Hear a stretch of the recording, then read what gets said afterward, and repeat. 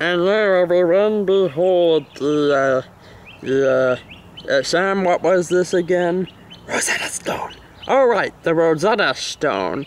Discovered in 1799, this stone, by French soldiers in Egypt, this stone helped shape our understanding of Egypt and Egyptian hieroglyphics.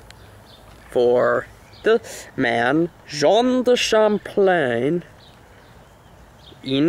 after coming in contact with the stone when it was transported back to Europe, was able to determine the languages of the stone.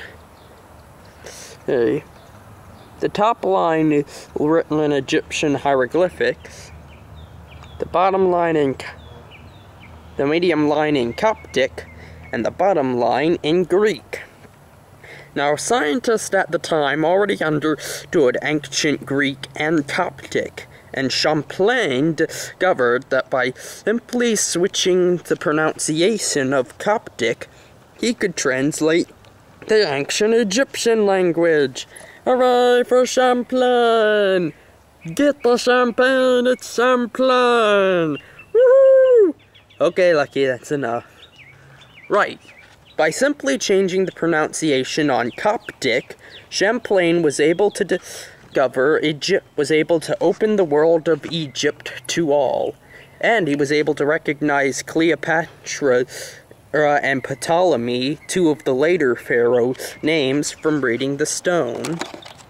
Right now, in transition.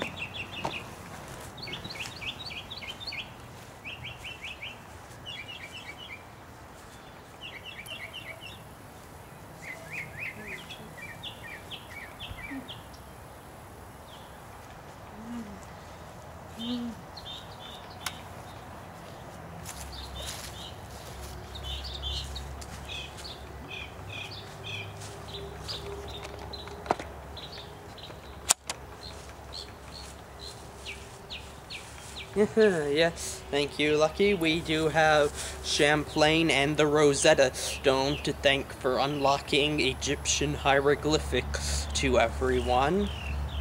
But now, let's trade off from hieroglyphics to talk about trade. Now, the Egyptians weren't very adventurous, because if they died while out on an expedition, they might not receive a proper burial, and their souls would be doomed to wander the earth for eternity. Spooky, spooky. Alright. But, anyway, they did, however, trade with certain neighboring civilizations. To the west, they traded with the people of Libya, which now occupies a country of the same name.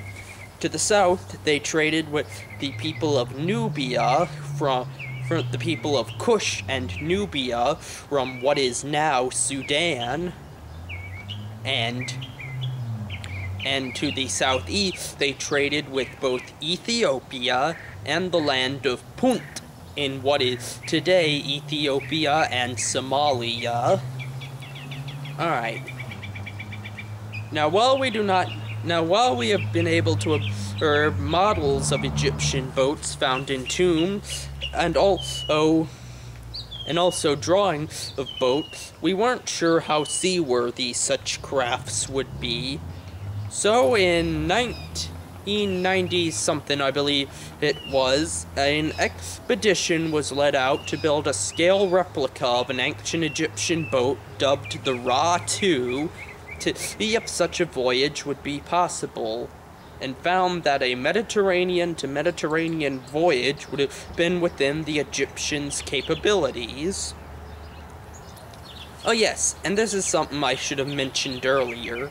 In ancient Egypt, blue and green were highly valued colors because they were rare among the Nile Delta. So, if you had a lot of blue and green in your building, it said something about your wealth. And now, speaking of buildings, let's head over to some temples and talk about ancient Egyptian religion.